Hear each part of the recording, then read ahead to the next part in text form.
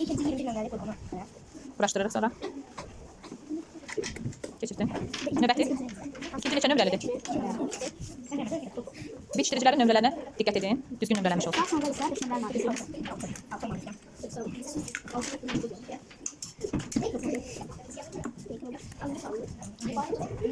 Biraz cəld ol, cəld ol.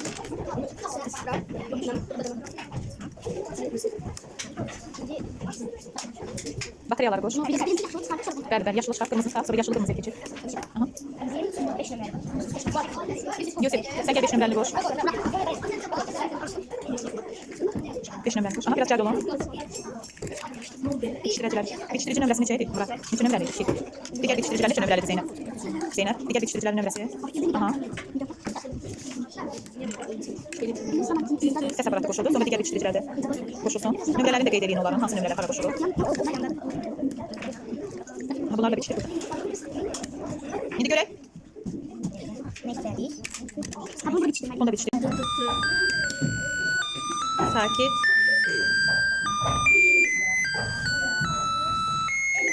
Aha. Hansı mahnı çaldı?